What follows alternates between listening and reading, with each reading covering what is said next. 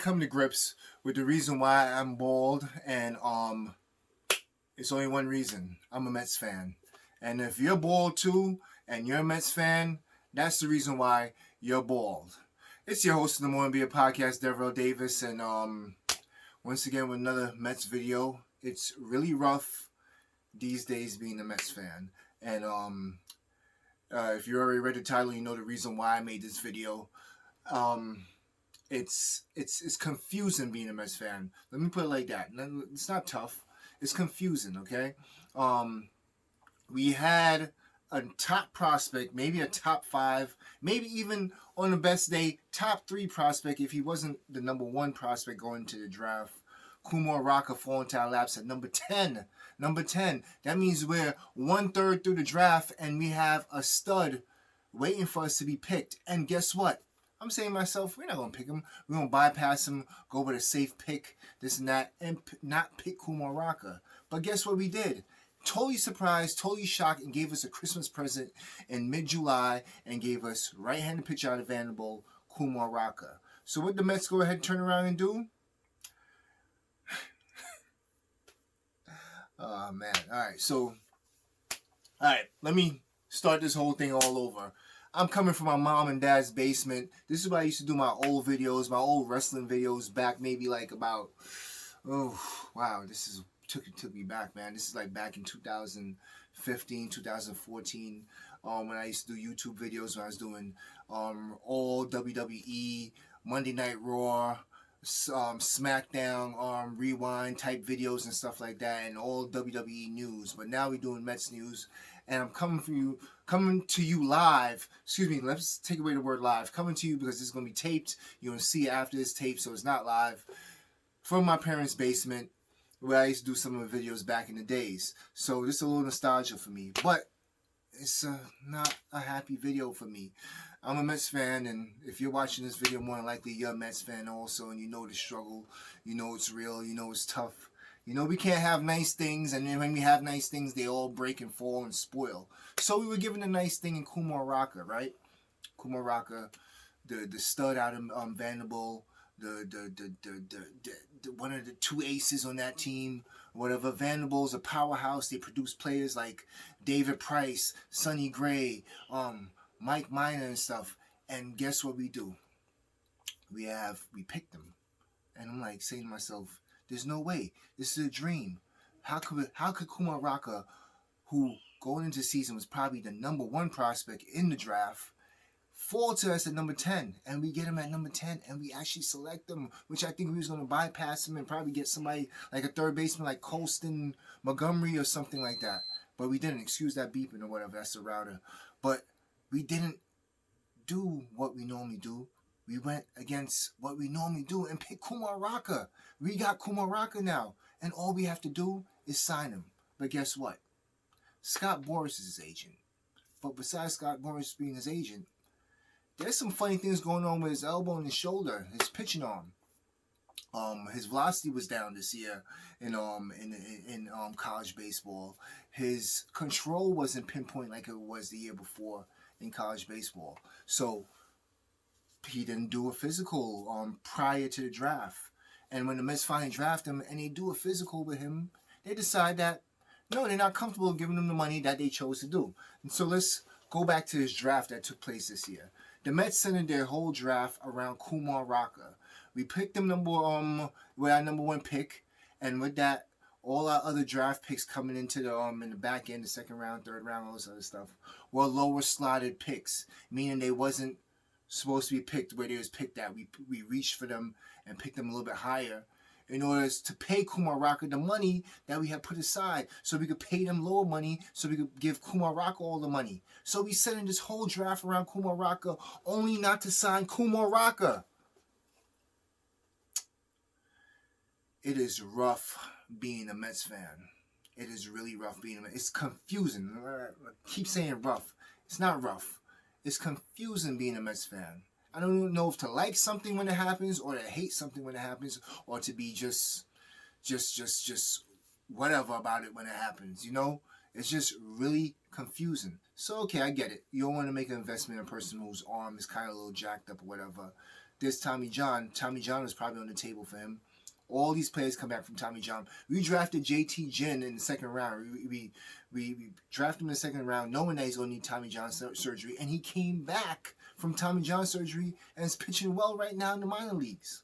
So why couldn't we sign Kumar Rocker and put him in the minor leagues? If he needed Tommy John surgery, so what? It's a normal thing. It's not 1986 no more. It's not 1988 when it's a death sentence when you get Tommy John surgery. It's a recoverable thing, and most guys get it now and have to get it young in order to be great pitchers later on in life. Look at Jacob deGrom. He had Tommy John surgery early in his life, and now he's the best pitcher in baseball when playing. But it's confusing being a Mets fan. We lost Kumar Rocker, so now he's going back into the draft next year, 2022, and we get the 11th pick next year, which is one pick behind. We got him at number 10 this year. So next year we get him at number 11. We're picking number 11. Will Kumar Rocker be there at number 11? Who knows? But anyway, that's pretty much my whole video.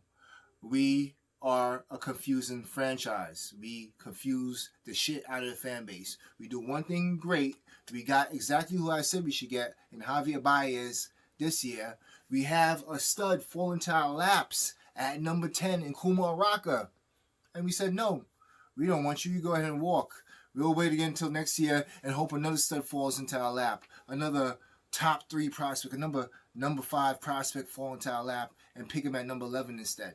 We're going to have 2 first-round picks next year. We're going to have the 11th pick, and wherever we fall, whenever the season's over, we'll have that pick maybe in the 20s or whatever. Hopefully number 30 if we win the championship. But we're having 2 first-round picks next year. What could you do with that? I mean, you can't even trade picks. It's not like the NBA. It's not like the NFL. You can't trade up or whatever. So to have a pick next year, you don't even know what you're going to get next year. So you're going to get a high school player who's going to be a little bit further behind than a Kumar Rocker would be, who's junior in college. So it's really rough being a Mets fan. We had high hopes of having Kumar Rocker potentially pitching for us maybe a year or 2 down the line. Maybe if he had Tommy John, maybe 2 or 3 years down the line, but he'll be back, and he is a top talent in the game. He's a top talent in the sport. If he's been a little bit funky this last year and he got the Tommy John surgery to correct certain things, he's coming back stronger than ever. We fell short by $1 million.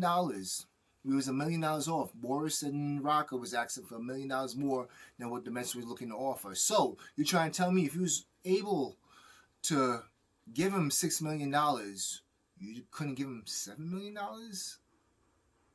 I mean, we talking pennies on the dollar right there, because you're a billionaire, Steve Cohen. And I'm not trying to be mad at Steve Cohen. I love the dude. I love him. I feel he's aggressive enough. I feel he's also a businessman, which is smart, and he's not being controlled. So, in a way, this is just emotion speaking right now with this video.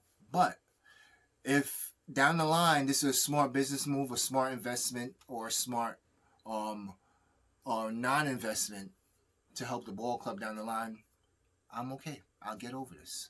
But right now it just hurts. You want to get the best players in the world. We're in New York. We're a New York franchise. The Dodgers would have signed him.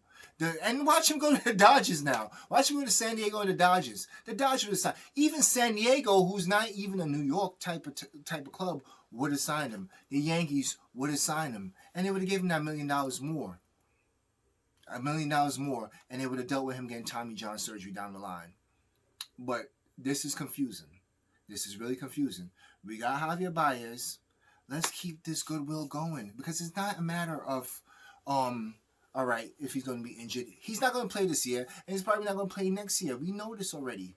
But we have goodwill going. We got a good trade in the trade deadline. We didn't get everything that we wanted to get, and we could have made a little bit more, but we did good, right? Let's keep the franchise have a good taste in their mouth. Now, we're the only team that didn't sign that first-round pick, I think, so far. Correct me if I'm wrong. Might be other teams that didn't. But I know a lot of people was going to the last minute, to the last hour or whatever. But so far, we have the most highest-profile player in the draft. And we didn't get to sign him.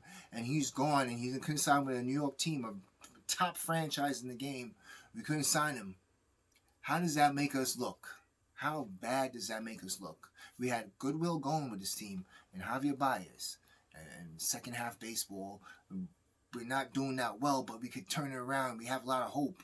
And then we go ahead and just had a 7-1 loss today to Cincinnati Reds when Marcus Stroman is pitching on the mound.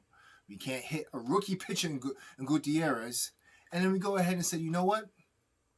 You know, Mets fan, here, we gave you Kumar Rocker, but you know what? We don't want him. We don't want him. We're going to just get rid of him. We're not going to sign him. And, you know, you're just going to have to deal with that. So, if you're as confused as I am, please leave a comment down below. I don't know what else to do. I don't know what else to say. It's just like, I had to get this rant off, and there it is. So, I'm your host of the Morning Beer Podcast. Stay tuned and pay attention. More videos coming through. Might not be from my dad's basement no more with all this liquor up there and everything, but, you know, we will be coming to you again with the Morning Beer Podcast. And I'm your host, Devrell Davis. Nice talking to you. Like, subscribe, tell a friend, share, and comment down below. If you want more information on how to contact me and everything, it will be down in the description. And I'll talk to you later. Be the fam, that's what they call me. I promise that you'll never be lonely.